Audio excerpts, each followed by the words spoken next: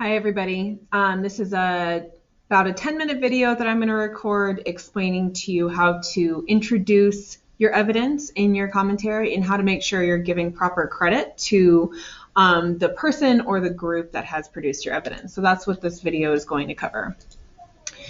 So first of all, when you are introducing your evidence, you want to think about the credentials of that evidence that you might mention in the essay that you're writing to make sure that you are making the evidence itself sound credible, which it is, but you want to make sure that your audience can see easily that it's coming from a credible source, okay?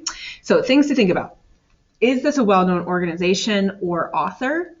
Is the date relevant? Like, would it be worthwhile to mention the date that this research came from? Especially if it is on a really recent issue, you might want to make sure that you mention the recent publication of piece of evidence you've looked at. Is it from a formal research study or journalistic report? And if you're going to be using a lot of evidence from a specific source, it's a great idea to make sure you're introducing the name of the author or the name of the organization so that you can quickly refer to that as you introduce more evidence from that source. So in order to make your research more credible, in order to make sure your audience that's reading your commentary knows that this information is credible, be sure to consider which of these things would be most important for you to include. According to MLA, there's some that you have to, but there are some different ways that we can present that. So the first easy way to introduce your research is to just use the last name of the author who produced it, or use the name of the group that produced that research, okay?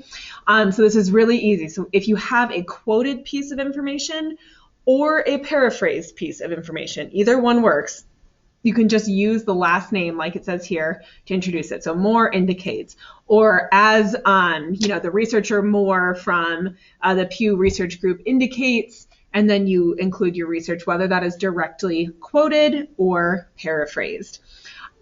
For commentary, I really recommend using the last name or the title to introduce the quoted information rather than the parenthetical citation. I just think it looks a little bit more natural, but either way is correct. You just have to ensure that the audience does see the credentials. If you don't want to use the last name to introduce it, like this or example A does, do example B, where you just include the author's last name in parentheses immediately after the quote or immediately after the paraphrased information, okay? Now, a lot of you are going to run into a situation where you actually aren't given an author's name, or you're not given the group that has produced it. If you are not given that, which honestly, you guys, that could be the case. It could be it's according to the American Medical Association, and that's the organization. So rather, if you're not given the group or the name, then you're going to use the title of the article to introduce it, okay? So when you use the title of the article, you're going to put it in quotation marks like it says here, and you might do something like this: according to the Guide to Everything, and then you include your quote, or you include your quote or your paraphrased information, and then include a parenthetical citation immediately after it. So this is the first two easiest ways to introduce your research and make sure you're giving the proper credentials. So here's a couple examples for you. And these are all from that one that I was showing you guys yesterday about the chicken factories, essentially. So this is from a previous essay that I had written, just to show you how you can include examples in your essay, okay? So there's what I'm referring to here is direct evidence and indirect evidence, okay? So direct evidence means it's an actual word-for-word quote that's taken. Indirect evidence means you're paraphrasing or summarizing something, but you still have to give credit to it, okay? So let me start with the direct evidence. So this one says, Murray, an animal rights researcher in a 2015 expose from Advocacy Britannica.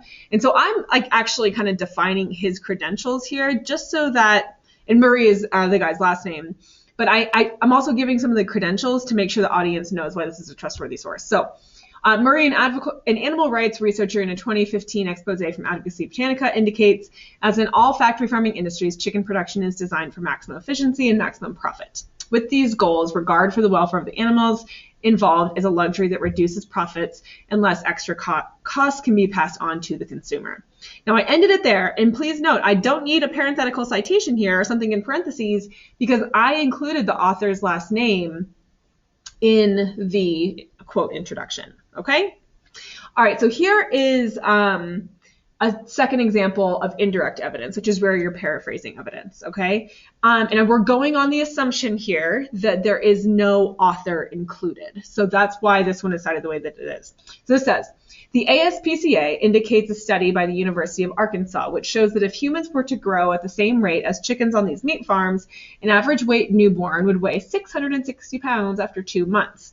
And then I've included my parenthetical citation with the title of the article in quotation marks to give proper credibility to the group that has produced this, okay? Also, just check out that statistic. That is crazy. So anyway, direct, indirect evidence. I more so would recommend including like naming the author when possible to introduce your evidence, but you can also do it this way and include the title of the article or the author's last name if that's available in a parentheses afterwards. Okay. Just a couple other things to show you.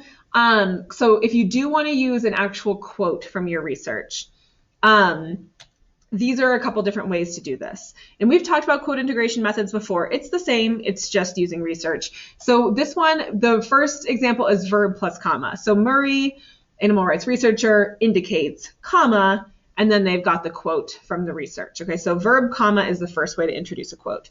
Context plus colon is the second way to do this. So reading this one would make the most sense. So the writer continues to describe the effects of such profit-based conditions. Colon, so I'm giving it some context, and then using the colon to actually introduce the quote, okay? And the final way is to quote splice. We've actually done this one before as well. It's where you just take a small piece of quote and work it right into your own written material. So this one says, factories are designed for, quote, maximum efficiency and maximum profit. And then I've got the author's last name in there because in this case, it would have been a little bit like interrupting to include the author's last name to introduce the quote, since I'm splicing it into my own writing. So factories are designed for maximum efficiency and maximum profit, which is the root of these conditions that show no regard for quality of life. Okay, so these are 3 different ways that if you are using a direct quotation, 3 different ways that you can do that. But remember, like in this example, you can also paraphrase information. You still need to include a citation, though, to show where it came from. Okay, and these are called signal phrases or signal verbs, really.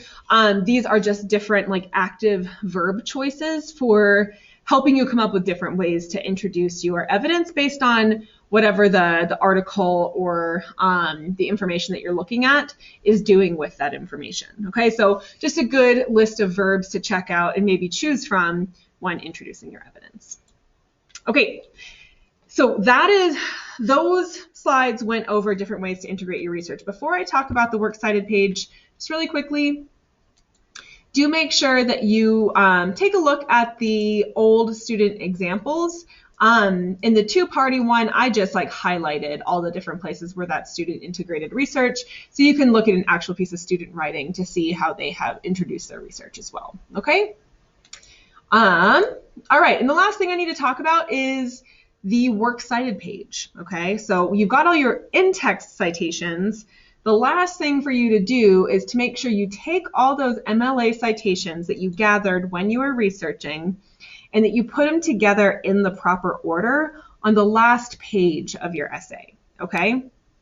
So I'm just going to use the example to explain this to you. So the first thing you need to know is that the works cited page is the last part of your essay, okay, last page. You're just going to title it works cited and put that as a centered title. Don't do anything special to it, okay? And then you're going to list out your citations. One thing I want to point out is, so this one is done perfectly, okay? The order in which the citations are listed is alphabetically by the first piece of information. So here, like Blake, author's last name is the first thing in the citation, so we put that one first. Eckert is the first thing in the citation, so we put that one next. Political is the first word in this citation. And then United States is the first thing mentioned in this one. So we order it by the first piece of information provided alphabetically. Notice that there are no bullet points There's no numbering. You just list them out like this. What you have to do is for every, so right here, we have one full citation. Okay, so that's a full citation. So what you do with every line that follows the first line is you use the tab key to indent evenly every line that follows the first one. So that way we know if a line is justified against the left side of the page, then that's the beginning of a new citation. Okay, so this is exactly how it should look. And just to go over with you the things that would be in here, if you have an author, the author's last name goes first, okay? It's followed by the title of the article, just put in quotations. It's followed by the company that has produced it or the organization that has produced it, okay? It's followed by the date of publication, and then followed by a hyperlink to the source. So those are the main things that you need to include in any citation to an online source, okay? And I do have a slide that goes over those same things and a couple other checkpoints. List sources in alphabetical order, make sure it's its own page, use hanging indents, that's what I was showing you, which we have here as well. The entire page should be double-spaced, title it properly, and the new format does call for links to your sources, so that would be the last thing that you would include. What you have on this one is date of access, but that's actually optional, so I'd recommend just leaving it out. I think it looks a little bit cleaner without that date of access, so just leave it with the link at the end, okay? All right, guys, so that is the bulk of the information I was going to go over with you today. So in summary, make sure that you, as you're citing your research in your essay, you're giving it proper credentials and doing the citations correctly, whether that's using information to introduce your quotes or information, or you're parenthetically including what needs to be included for that source, and that you are creating a clean, correctly formatted, works cited page at the end. Okay? All right, guys, that's it for now. Let me know if you have any questions. Good luck with your writing.